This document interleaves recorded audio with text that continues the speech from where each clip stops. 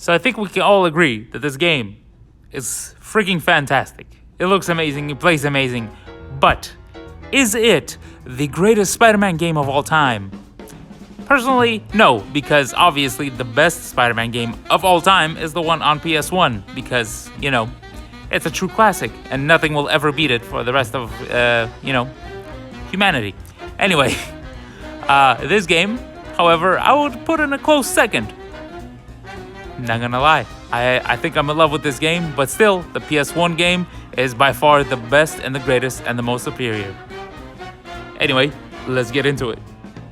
So anyway, the game starts out, right, and it turns out that Peter is actually a teacher now for some reason, which is weird because I never pictured him as one, but it is what it is. And surprisingly, he's teaching Miles' class. Now everything goes fine for about a minute and a half until Sandman shows up and just starts wrecking all of New York for no reason. So Peter and Miles just decide to, just abandon the school and all of the students and just swing on by and, shoot lightning at Sandman to try and contain him, I guess. I still don't know how that works because they defeat him by throwing water at him and then electrocuting him and then cutting him in half. And that somehow returns him to normal and doesn't murder him.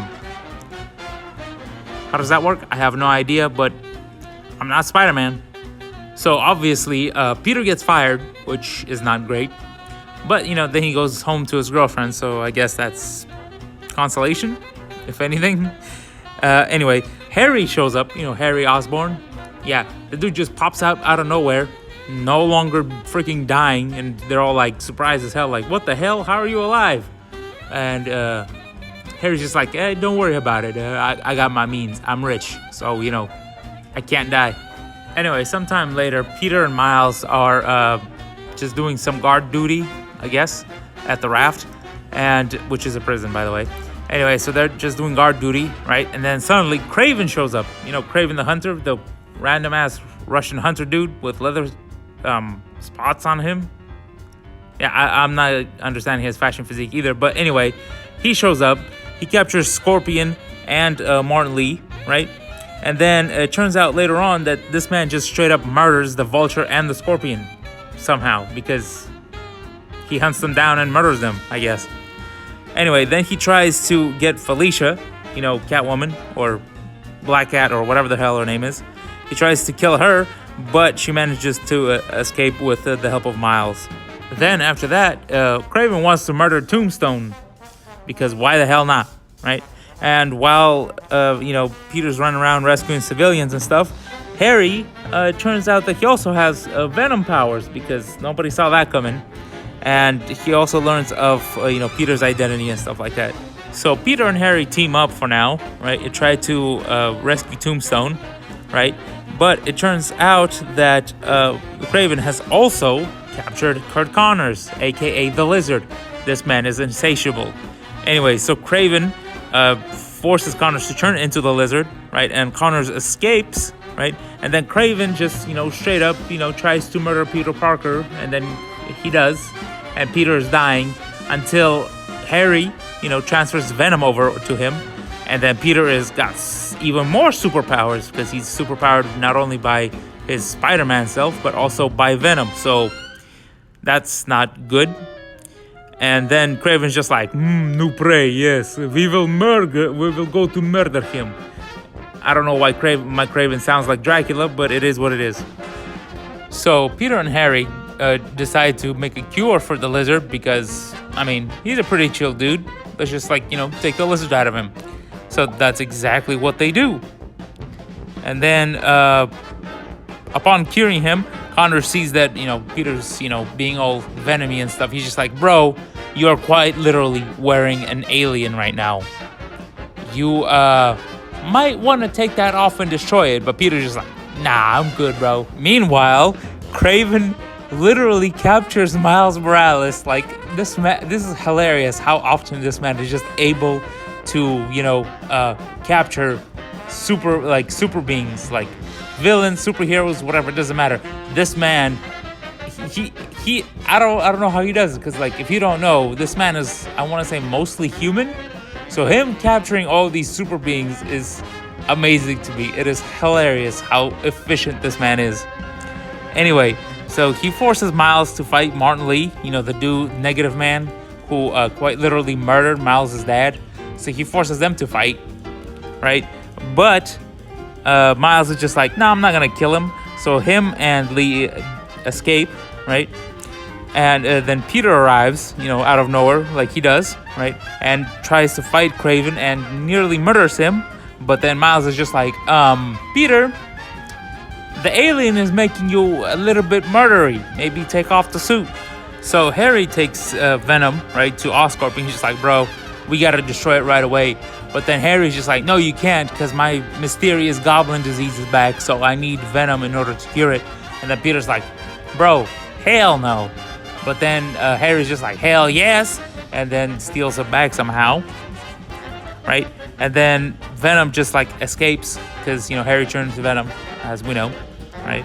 And then he finds Kraven, he fights him, and murders him. So honestly, I'm very sad, because Kraven is by far my favorite character in this game because of just how hilarious he is. Anyway, then Harry decides to quote-unquote heal the world by giving literally everybody symbiotes, because that's not a very terrible idea. That definitely will not turn south. Anyway, Peter and Miles try to stop the invasion, right? But then Peter's just like starts getting controlled by Venom, because he apparently has some left in him, even though Harry stole it, right?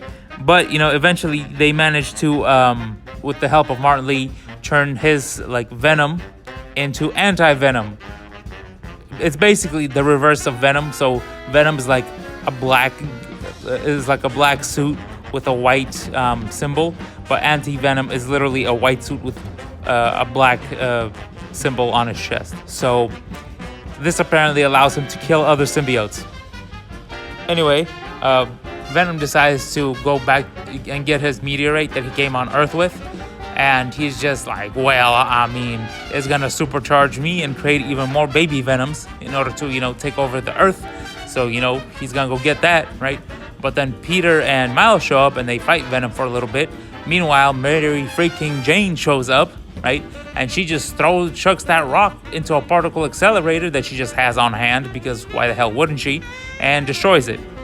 And then Harry's just like, Peter, you gotta destroy Venom. And then he does, and then Venom explodes, and bing bada boom, Venom is no more. All right, so basically after that, Harry is saved, but he's kind of brain dead or unconscious, whatever you want to call it, right? And then Norman Osborn, his dad, is just like, well, I mean, Venom didn't work. It's time to give him the goblin juice. Right. Then Mary Jane and Peter decide to move in together. Who the hell cares, right? And then Peter's just like, I don't want to be Spider-Man no more. I'm gonna take a break. So Miles, you got this, bro, right? And then in the post-credit scene, right, Osborn, visits Otto Octavius, aka the Octopus, right, who's in prison, and he's just like, yo, who is Spider-Man? He made my son Harry, he gave him a knock on the head, so he's knocked out and I can't wake him up. What's his real identity so I could kill him? And then Otto's just like, I ain't gonna tell you, I hate your ass. So, respect for not snitching. And then after that, I think Miles meets his stepdad or something, who also has a daughter, and that's supposed to be significant, I think. I don't know, I don't read the comics. So yeah, overall, I would say that this is a great game. I mean, honestly, I don't think Insomniac has missed in the last 20 years maybe. Sure, they have their ups and downs, but never a miss. Seriously, this game is even better than the first one. I particularly love the traversal of, going everywhere. It's amazing to play this game. Just the traversal by itself is amazing. If you thought the first one was amazing, this one just blows it out of the water. I love the wingsuit. I love just flying around New York. I love the freaking boss battles. I mean, if you want to know what I'm talking about, right? Just fight Sandman in the beginning of the game, and it is already on another level of how amazing this game actually looks. So yeah, I would definitely recommend this game. This game is a little bit short. It took me about 12 hours to beat, right? Without doing all the extra stuff. But, if I go back and do all the extra stuff, it's probably going to take me 30-ish, maybe hours. I don't know. I'm just guessing at this point. But yeah, overall, I plenty enjoyed this game. I mean, I would say go out, buy it right now if you can. I think it's a PS5 exclusive, which kind of sucks, but it is what it is. So if you have a PS5, definitely grab it. If you have a PC, probably wait. It'll maybe come out. If you have a Nintendo Switch, well, tough luck. Like, upgrade, bro. Like, it's time. Anyway, thank you guys for watching. See you next time. Goodbye.